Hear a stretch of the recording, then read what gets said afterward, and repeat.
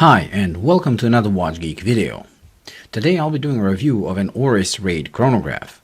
But first I would like to thank Silvertime Watch Store for supplying this watch, and if you want to check them out you can click on the link in the description. This watch was released in 2010 in a limited run of only 500 pieces for the whole world, and it has become an annual model that Oris does as the official timekeeper of the RAID Rally, which is an old-timer rally that goes from Basel to Paris and includes cars made before 1975. Each year, Oris releases a model to commemorate the event, with this one, the 2010 model, being my favorite.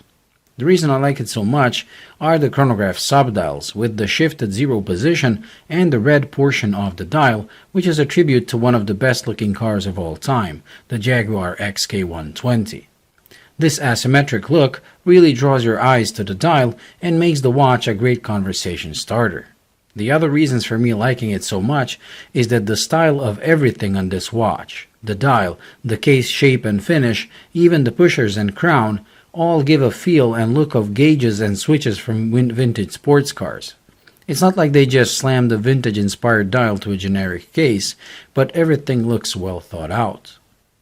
When it comes to the specs, the watch is large, with the diameter of just under 44 millimeters, a lug-to-lug of almost 51, and the thickness of more than 15 millimeters.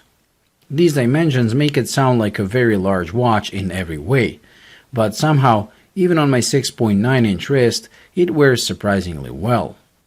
The long lug-to-lug has a shorter look thanks to a very steep slope of the lugs, and the watch somehow appears thinner than the measured 15 millimeters. I think that is down to the way the whole case is bowl-shaped, so the sides are not that pronounced like on slab-sided watches. The whole case is highly polished, with only the top of the lugs having a nice satin finish. The overall level of fit and finish is incredibly well executed, something Oris seems to be doing well. All the polished surfaces have a perfect mirror finish with no distortions visible, and the transition to the satin finish is crisp and clean. The watch comes on a very nice leather strap and an even nicer deploying buckle that is milled and highly polished to match the case. The inner part of the buckle features perlage finish, which is a nice touch. The strap itself is very comfortable and not overly long, which is something I like. Also, it works by tucking the excess piece of strap on the inside, meaning there are no additional keepers that you need to put it in, and there will be nothing sticking out if you have a really small wrist. The crystal is double-domed sapphire with anti-reflective coating on the inside only, which is how I prefer it. But please note that the dome is so small that the crystal appears almost flat. Some might desire a bigger dome, but this lower dome makes the watch incredibly legible while still giving it some character. Underneath the crystal is the dial, to me the best part of this watch. As I mentioned at the beginning, the chronograph subdials have been inspired by the Jaguar XK120, but not only by the color scheme and the position of the red portion. The railway track markers and even the font used is almost identical to the ones used in the car.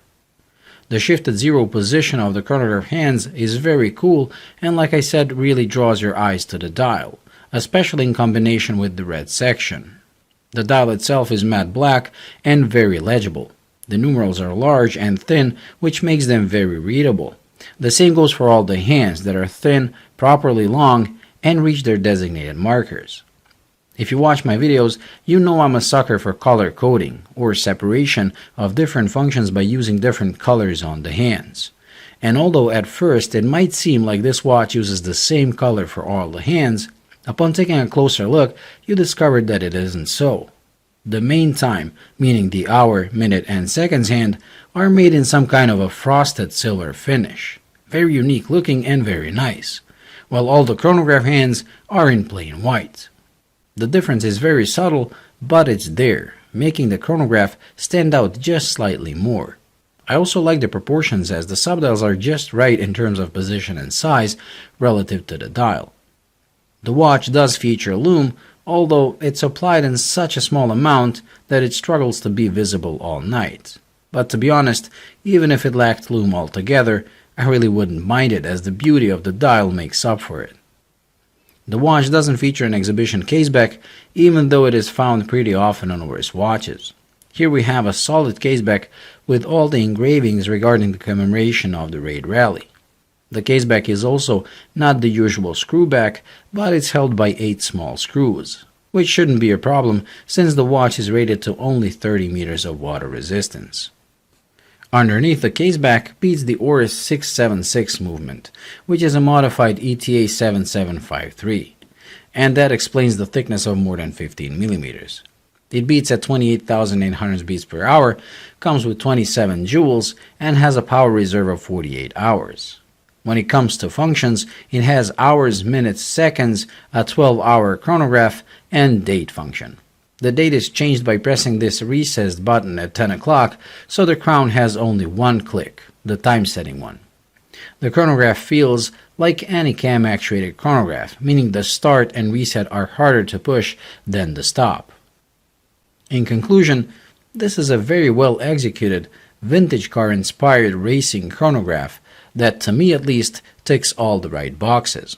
The RAID chronographs are no longer produced and ended in, I believe, 2013. This, the 2010 model, like I already said, is the best of the breed, as it has the most balanced dial and also uses an ETA-based movement, while later iterations use a Salida, which some might find inferior to this. Since these were limited to only 500 pieces, the used market is the only place to hunt one down, and their prices are pretty reasonable considering how unique they are and the fact they come with impeccable fit and finish that we have come to expect from Oris. I think this is one of the rare watches where I have nothing bad to say about it, except my usual size nagging, as I would love to see this in a 39 to 40 millimeter case. This pretty much completes this week's review, so thank you for watching. I hope you enjoyed. If you did, please like and subscribe by pressing this button right here, and until the next video, bye.